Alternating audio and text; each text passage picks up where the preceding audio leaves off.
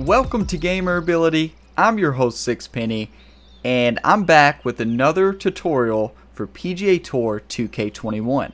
Today I'm going to look at chipping and kind of show you my approach for chipping and how I recommend you improve your gamer ability with chipping.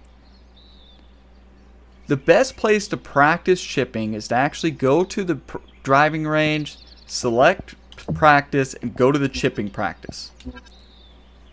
Because when you're here, you can turn on auto mulligans, you can hit B and move around any spot. If you want to hit from the rough, sand, anything like that, you could work on not only your chipping game, but your splash game, pitch game, flop game, whatever shot you want to work on.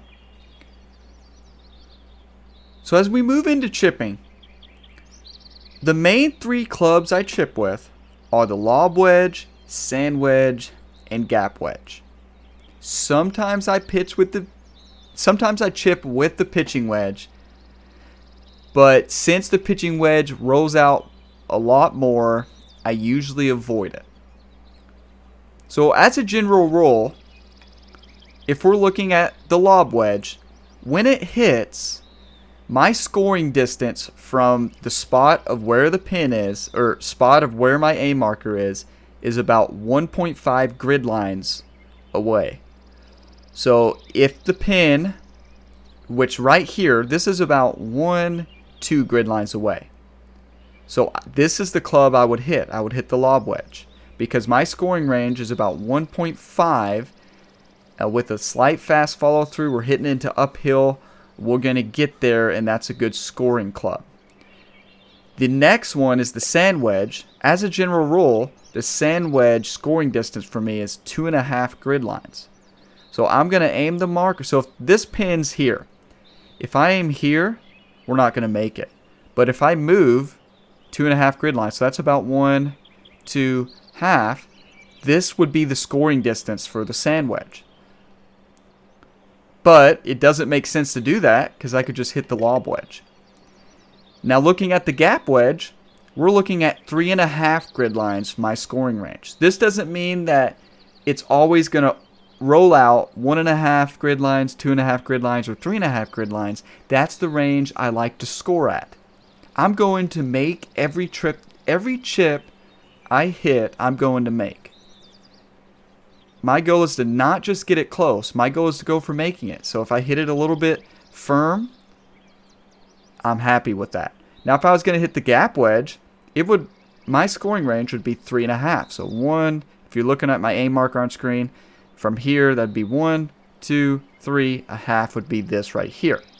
So if I wanted to play the gap wedge here, what I would do, I'd go 1, 2, 3, and a half, and I would hit that club right there. So let's go back to this chip. This is a 9-yard chip that's level, a simple chip, but let's take a look at it. So first thing you want to do is figure out how many grid lines for scoring. For me, the lob wedge is about 1.5, but you could also hit the sand wedge, take a little bit off of it, and go 2.5. So you could do that as well. The lob wedge is easier because you don't have to do any type of percentage shot. Next, so I think this is perfect. If the ball hits here, we need to play this like a putt. Which way, when it hits, where is it going to roll, which direction. So if we hit here, we're in a left to right slope. We know this ball is going to bounce to the right. So if it's going to bounce to the right, if I hit it perfect, I need to aim a little bit to the left. The next thing you have to adjust for is lie angle. This is basically flat. It's a little bit to the right, but if you watch my ball lie angle tutorial, you'll know that this really isn't going to affect a chip. So I'm not even going to account for it. If it was a little bit faster, like over here, I would probably go 1 or 2 clicks to the left, which would be a very light click like this. So not a full flick of the stick, just very gentle. The next thing you're going to do, so if I set up the shot here, I'm anticipating it's going to bounce right. That's if I hit perfect. I recommend you actually doing a practice swing. So go back, do your practicing, find your tempo. If you find that your chips are a little on the fast side, aim a little bit to the right. If you're a little bit on the slow side, aim a little bit to the left. If you're on the perfect side, that's where you want to play. So what I usually do a practice swing, I find my tempo, and based on how I feel my tempo is, so I was slightly fast there. So I'm a little on the fast side. So I need to aim a little bit more to the right, about 3 clicks, because if I hit fast, it's going to pull the ball to the left. So my practice swings were on the fast side, so I'm going to correct for it. And we made the chip, so I was slightly fast. Play to your tempo on chips. If you do a practice swing, you're on the fast side, aim a little bit to the right. If you're on the slow side, aim to the left. If you're perfect, you don't have to worry about adjusting. Now, I told you I was going to do the chip with the sand wedge too, just to show you each situation. If I was going to hit the sand wedge here, I need to aim 2.5 less. So that's 1, 2, half here. Once the ball hits, it's going to roll to the right. We're going to have a little more row. So let's do a practice swing. Now this is a partial shot. I'm going to feel for when it vibrates, and slightly after the vibrate, I'm going to swing. So that was slow. That's why this is a harder chip. Partial shots are harder. So let's go to the practice swing. So a little fast. Let's aim a little bit to the right. Let's try it again. So it's a little bit after it vibrates. I'm going to hit. Very solid shot. So that's another option you could do. I usually would not do that particular shot because I think the lob wedge is a lot easier to play from. So now we're going to take a look at a more advanced chip.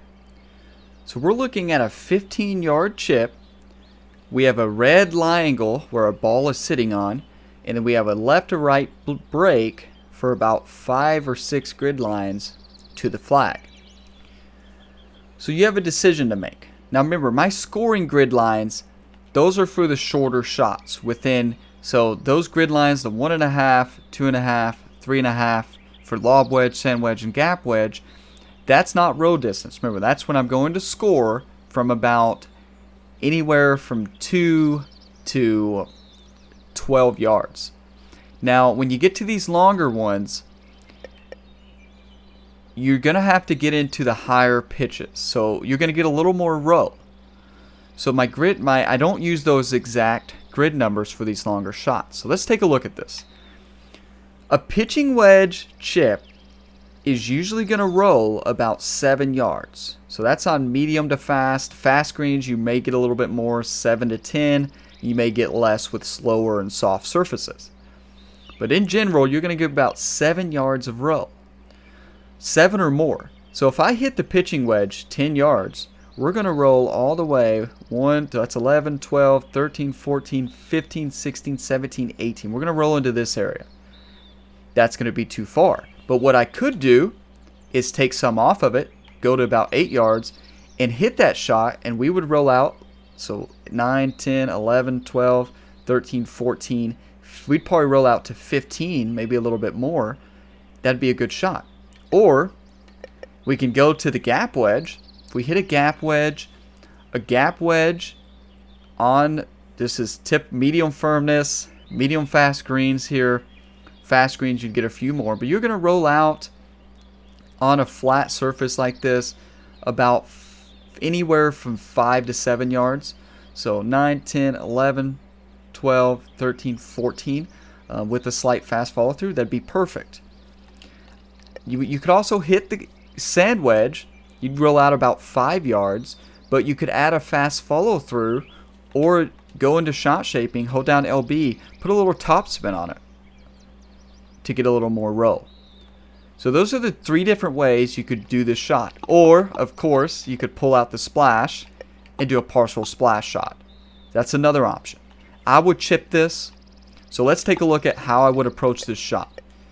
So I'm going to show you 2 different ways. First, how to use the gap wedge here. So I know it's going to roll out about 5 to 7 yards here. First thing I need to do is pick a landing spot.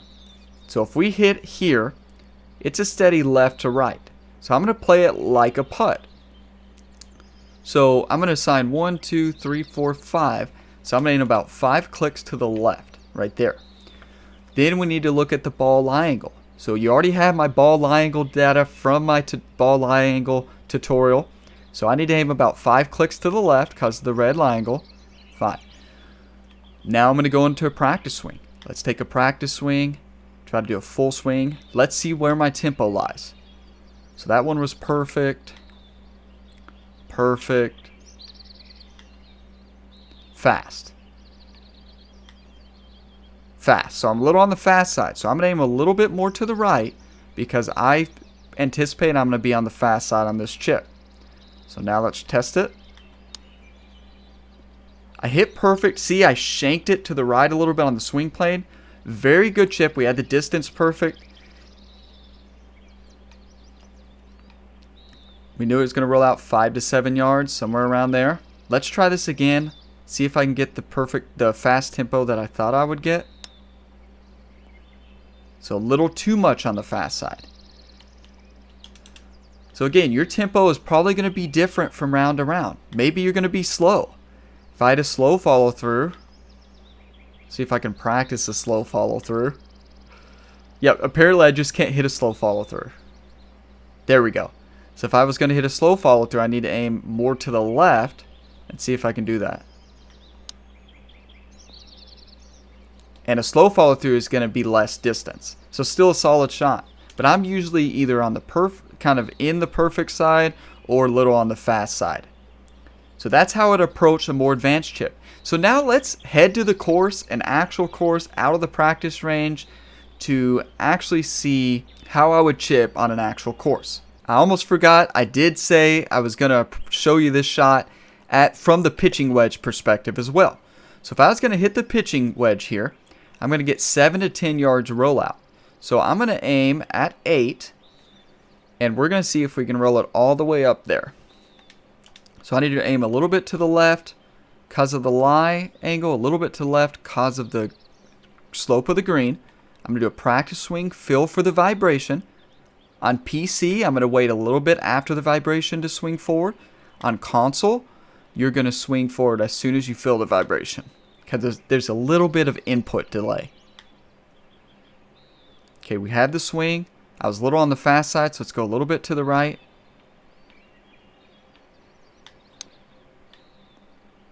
So look how much roll. So I crushed that ball. So we definitely got more rollout, which is why I don't like to use the pitching wedge. I would approach that with the gap wedge, but depending on what clubs you're using, it could be different distances.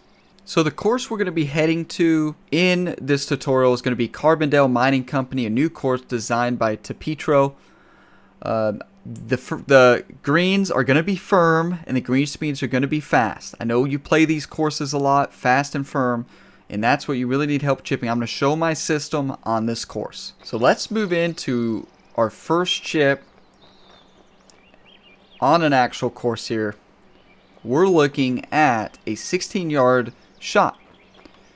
In an actual round, most people would splash this, but I know there are some people out there that would still chip this so that they avoid the fast or slow follow through. And honestly, I would be on the fence here. But let's take a look. This is a longer, more advanced chip.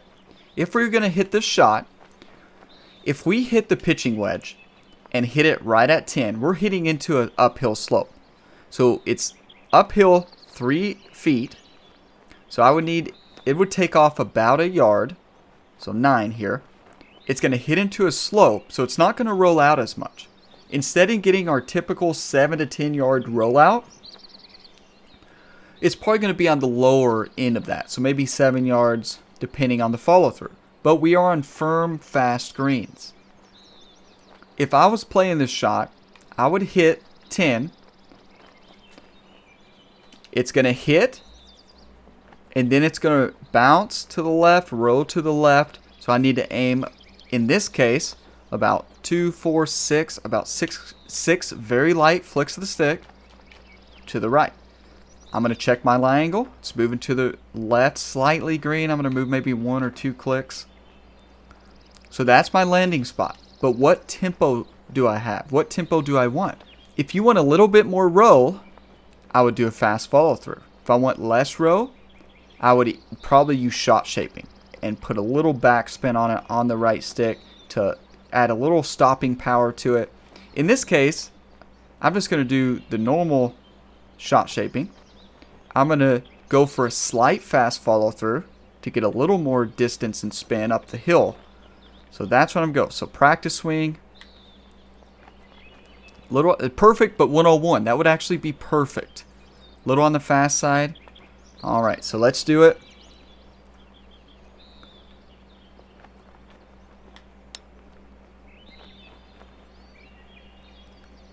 Very nice chip. So I was playing, remember, slightly fast. If I would have hit it slightly fast, it would have been a little bit more to the left, but we would have had the right distance. But if I went up to the 9-iron, it's too dangerous of a chip. So moving on to our next example here. We're looking at a 6-yard lob wedge chip. So this is when we go back to my scoring grid line values. So remember, lob wedge, 1.5. Sand wedge, I aim 2.5 less. Gap wedge, 3.5 less. So when I look at the lob wedge, I need to aim about 1.5 yards less. 1.5 grids. So half, 1. So that's right here. That's my scoring distance. Your scoring distance may be different. You may do a 4 grid line, 5 grid line, and then do a little top spin. Yours is going to be a little bit different, but adapt it and use your system. These are the numbers I use, but you don't have to use these exact numbers. So here we go. When the ball hits, if I do a perfect swing, it's going to hit, bounce straight, but then roll a little bit to the right. Not much though. So let's look at my tempo before I do any aiming corrections. So I'm going to feel for the vibration. This is a tough, so it's a partial chip. Okay, a little on the fast side. Little on the fast side again. Little on the fast side. So I need to aim a little bit to the right and probably take a little bit more off the ball. So let's try it. Aimed a little bit to the right. And we did perfect. So again, that's how important it is to adapt your aim based on what your practice swing's tempo is. Chipping tempo is very difficult. It's going to take practice. It's going to change from round to round. So do a practice swing before the chip, find out your tempo, and make corrections on it. And that's what I just did there, and if I wouldn't have, I would have missed the shot. I wasn't trying to specifically go for a fast follow-through. That's just what I had in my practice swing. So let's take another look at a more advanced chip that's outside of my scoring range. So remember, my scoring range anywhere from really like 3 yards to 10 yards, 10 or 11. This is outside that distance. So my normal lob wedge numbers, sand wedge, gap wedge, grid line scoring numbers, I don't use here. Because let's take a look at the sand wedge. My number I used was 2.5.